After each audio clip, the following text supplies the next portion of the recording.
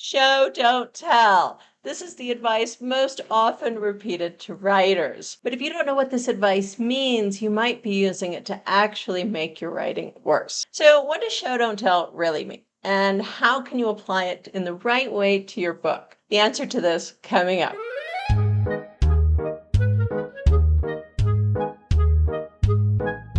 My name is Wendy Dale. I'm a Random House author and the creator of Memoir, Writing for Geniuses. First of all, let me talk about what show, don't tell doesn't mean. It doesn't mean make your writing visual. A lot of people who give writing advice online will give you an example. Instead of saying Martha is angry, which is telling, show us instead and write something like Martha's face was bright red and she balled up her fists. So that is the example often used of showing versus telling. Unfortunately, this is terrible advice.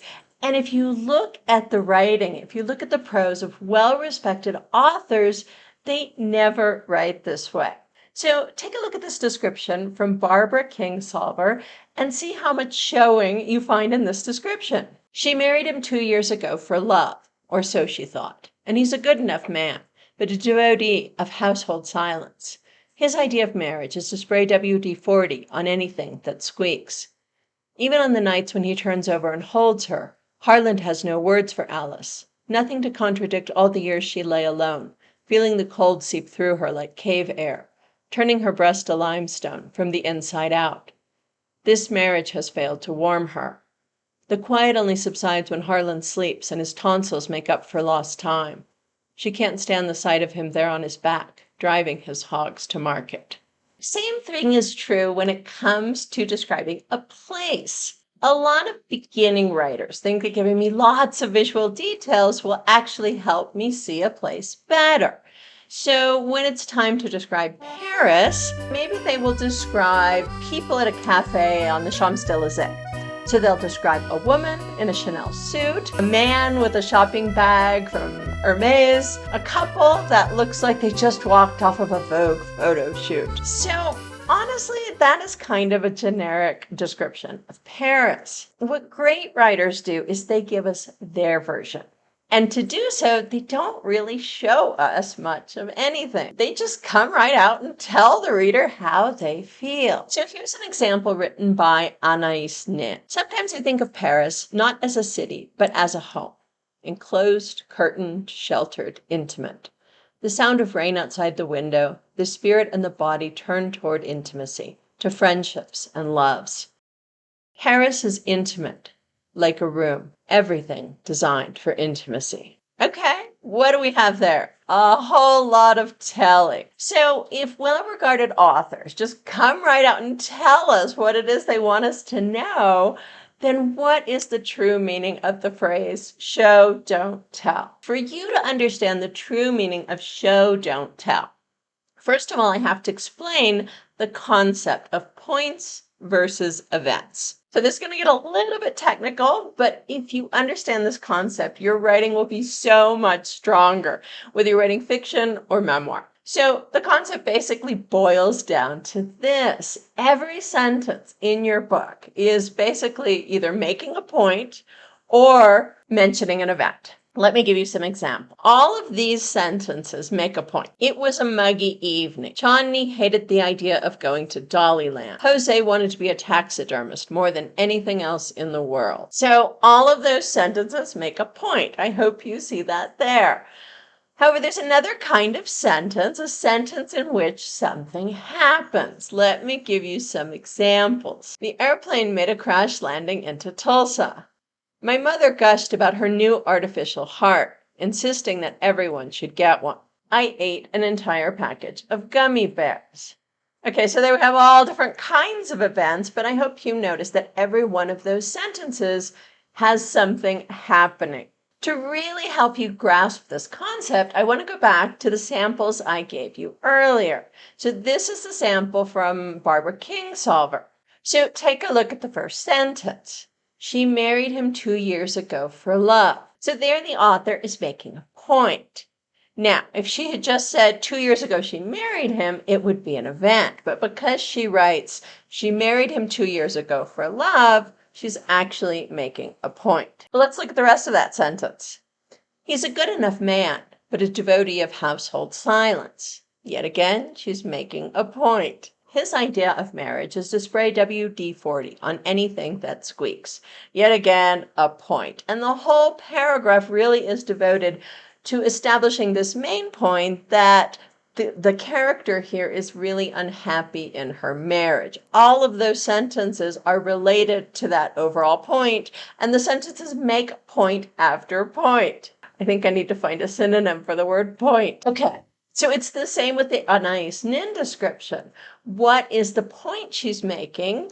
That Paris to her feels like home. And her sentences make point after point to support this point. So making a point is basically telling. Tell me as much as you damn well please. Go crazy, make points, have fun. So here is when you start to have a problem. So the second you mention something happening in your book, something happens in your reader's brain, and they expect to live through the event with you. So if you mention an event quickly and then go on to the next idea, your reader actually feels left out of the story. This is such an important concept, so let me explain it in a different way. Anytime you mention something happening, your reader expects to live through that event fully. Basically, you can't tell events. You need to show them. I'm going to give you an example in just a second. Before I do, please be sure to like and subscribe. And if you'd like a free 7-part class on how to structure your memoir, click on the link in the description below the video. So let me give you an example from one of my students. This is his first draft version from chapter 1 of his memoir. What I want you to feel when I read this to you is how there are moments when this writer brings something up and you want more, but he just doesn't give it to you. Instead, he's on to the next idea. So he brings up something happening, and just as your brain is ready to hear more about this event, he moves on to something else. Okay, so I'm going to read this to you, and you should know that John is the narrator's brother. My parents actually bought John the banjo the year that Bella Fleck's album, Left of Cool, had come out, because he wanted to learn the song Big Country. If banjo is the birthright of my promised land, then it was intended for John initially. How biblical. He wanted nothing to do with it once he figured out the song, just like Esau giving up his birthright for a bowl of soup. That banjo, my musical destiny, sat in the basement collecting dust for about 2 years, before I picked it up and attempted to play it for the first time. Coincidentally, I heard bluegrass music for the very first time, 2 years later at our Quaker prep school, the George School, still a vestige of an older America, with Victorian houses for dormitories and buildings with classrooms. It was here at a school coffee house, Bet's Place, where we used to have open mic nights on Friday evenings, often featuring bands. The music of my cohort was mostly classic rock. We started with Pearl Jam and Nirvana, but then we discovered Led Zeppelin. Okay, did you feel the places where you expected more and then didn't get it? Let me go through them with you. That banjo, my musical destiny, sat in the basement collecting dust for about 2 years before I picked it up and attempted to play it for the first time. So when you read that sentence, doesn't your brain go, oh, okay, you picked it up and you were about to play it for the first time. Now what happened? But instead of getting the event, instead of living through this with the narrator, instead we get this sentence. Coincidentally, I heard bluegrass music for the first time 2 years later at our Quaker prep school. So we get another event. So now I want to know about hearing bluegrass for the first time.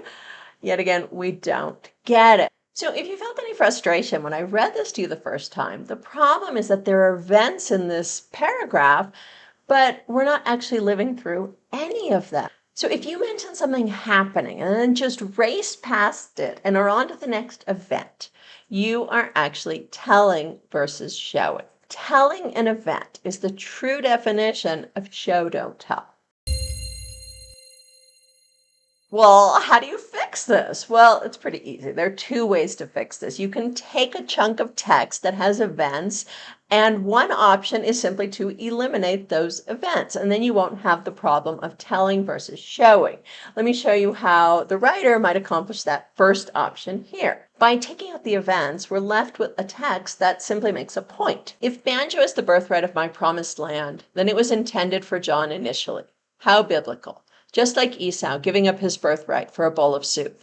That banjo, my musical destiny, sat in the basement collecting dust for about 2 years. So I think that text works. Once you take out the events, it's actually a pretty interesting piece of text. I no longer have that feeling of, I want more, I want more. So the other option is for this writer to expand on every event that they mention. Whenever you have an event, your reader wants more. Your reader wants to live through it with you. If you want to understand this concept better, I suggest you check out another video of mine. If your book is boring, slow it down. See you in the next video. Take care, guys. Happy writing.